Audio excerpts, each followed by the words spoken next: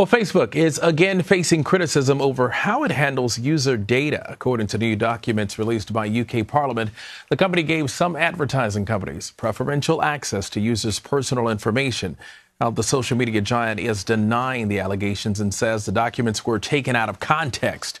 This comes just a month after lawmakers seized documents from another tech company called 643, which is accusing Facebook of neglecting user privacy. Facebook says that lawsuit is baseless. Executive editor at CNET, Ian Scher, is in San Francisco and joins us right now. Always good to see you, Ian. Hi, how you doing? All right, so what type of user data are we talking about in this case?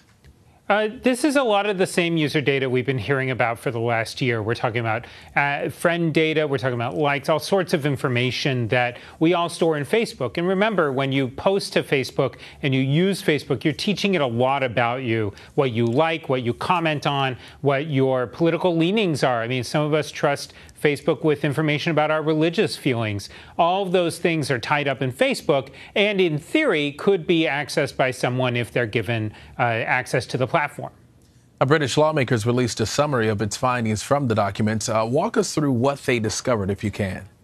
Yeah, a lot of the things that we're learning here is that apparently Facebook, among other things, was very ruthless with its competitors. It would pick and choose who had access to, for example, friend data and whatnot. And if it was someone they thought might be a competitor that could be a threat to them, they would cut them off. Notably, Twitter's Vine, which was a video platform that kind of shut down a few years ago.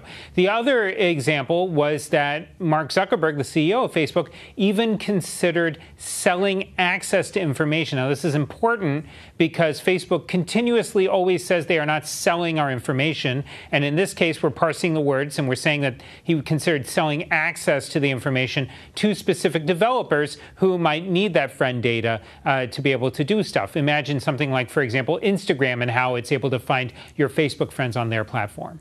And what is so significant about the time period during which Facebook allegedly sold user data?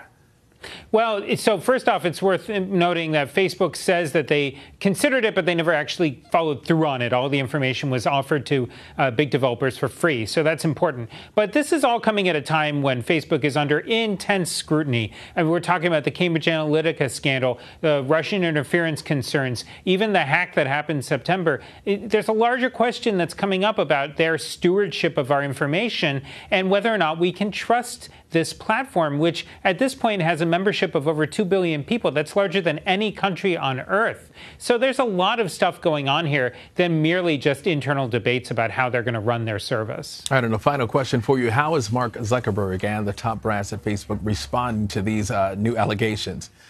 They are saying, look, they remind us they did not decide to sell anything to anybody, and they're standing by that.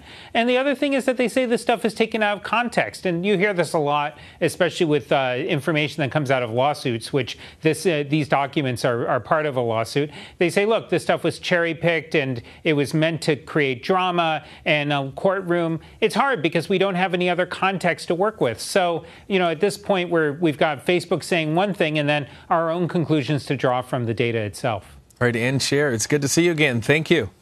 Thanks for having me.